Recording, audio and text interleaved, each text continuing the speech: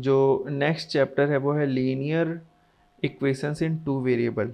ठीक है, इसको स्टार्ट करने से पहले आप लोग पॉलिनोमियल चैप्टर को पूरा ख़त्म कर लोगे। ठीक है, एक चीज़ मैं क्लास के स्टार्ट में भी बताया था, अभी भी फिर से बता रहा हूँ, बेसिक डिफरेंस याद रखो, चैप्टर के नाम को हमेशा समझो। ठीक है, अभी जो हम पढ़े हैं वो है पॉलिनोमियल। ठीक है, पॉलिनोमियल किस तरह से लिखा जाता है, इस तरह से P X equal to A X square plus B X plus C. ठीक, या फिर F x equal to A X square plus B X plus six C. ठीक है, इसमें एग्जाम्पल के लिए हो सकता है जैसे 2x² प्लस 5x प्लस 7, ये एक पॉलिनोमियल है। ठीक, तो जब हम इस तरह से लिख रहे हैं पी एक्स इक्वल टू करके, ठीक, इसका मतलब क्या है कि ये एक फंक्शन है, इसमें हम x जो लिखे हैं इसकी जगह कोई भी वैल्यू डाल सकते हैं। जो वैल्यू हम यहाँ रखेंगे x का 1 2 3 जो भी, वही इसमें पुट करेंगे। तो इसमें पुट करने के बाद हमको इसको जब से सॉल्व करेंगे तो एक वैल्यू मिलेगा जिसको हम बोलते हैं वैल्यू ऑफ पॉलिनोमियल।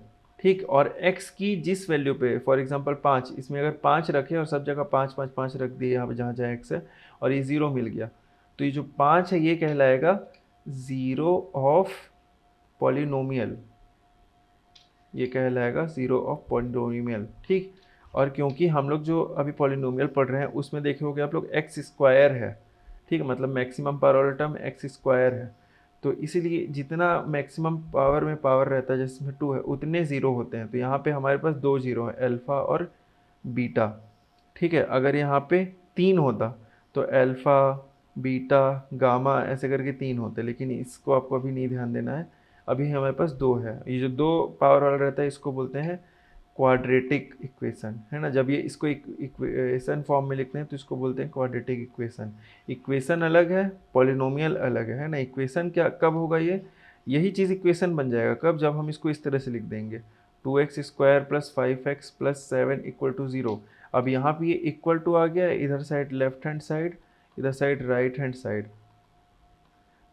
अब इसको करेंगे तो इक्वेशन कहलाएगा, लेकिन जब तक हम इसको इस तरह से लिख रहे हैं f x equal to 2x² plus 5x plus 7, तब ये पॉलिनोमियल है। ठीक है, तो जब हम ऐसे लिखेंगे तो हम इसको इक्वेशन बोलेंगे, और इक्वेशन में कौन सा इक्वेशन, क्वाड्रेटिक इक्वेशन बोलेंगे। ठीक है, quadratic equation, QUADRATIC, quadratic equation. क्यों, क्योंकि इसमें मैक्सिमम पावर 2 है, जितना मैक्सिमम पावर आएगा उतने ही ज़ीरो आएंगे। ठीक है, तो अभी जो रिलेशन पढ़े थे अल्फ़ा बीटा जिसमें था, ये दोनों ज़ीरो था। ठीक है, तो ये चीज़ ध्यान रखना है कि equation is not equal to polynomial. ठीक है, और ये नेक्स्ट चैप्टर से भी रिलेटेड है, इसलिए मैं इसको एक्सप्लेन किया। ठीक है, तो नेक्स्ट चैप्टर को से आप लोग अगर टाइटल देखोगे, नेक्स्ट चैप्टर का टाइटल है लीनियर इक्वेशंस इन टू वेरिएबल्स। ठीक है, नेक्स्ट चैप्टर के टारगेट है, टाइटल है जो वो है लीनियर इक्वेशंस इन टू वेरिएबल्स। अभी देखो, अभी जो हम पॉलिनोमियल पढ़ रहे थे उसको जब इक्वेशन में लिख रहे थे तो वो था क्वाड्रेटिक इक्वेशन। ठीक है, क्वाड्रेटिक क्यों था, क्योंकि उसमें x 2 पावर तक था। ठीक है, स्क्वायर तक था। अभी जो इसमें लिखा है लीनियर इक्वेशन, लीनियर मतलब क्या होता है, जब जो हमारे वेरिएबल इसका पावर 1 होता है, मतलब अभी जो नेक्स्ट चैप्टर में जो इक्वेशंस होंगे उसमें x लिखोगे या y जो भी लिखोगे उसका पावर 1 ही रहेगा, उसका 2 नहीं रहेगा, उसका पावर केवल 1 रहेगा। तो ये मतलब होता है लीनियर इक्वेशन का।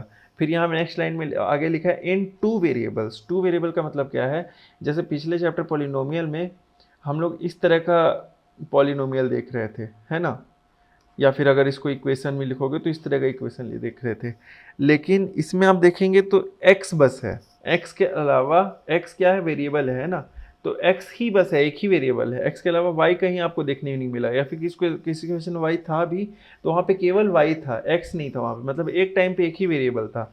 लेकिन ये जो चैप्टर होगा इसमें आप लोग x और y दोनों को एक साथ एक ही इक्वेशन में देखोगे, जैसे कि for example 2x plus y equal to 0, इस तरह से देखोगे। तो ये डिफरेंस है linear equation in two variable और लीनियर इक्वेशन और ये जो पॉलिनोमियल है या फिर क्वाड्रेटिक इक्वेशन है, इनमें ये अंतर है।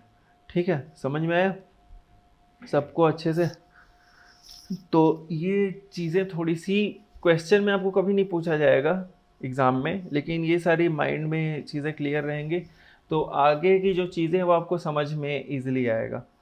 ठीक है, अभी ये आगे इसको और पढ़ना है, तो इसको हम लोग फिर अभी नेक्स्ट क्लास में कवर करेंगे।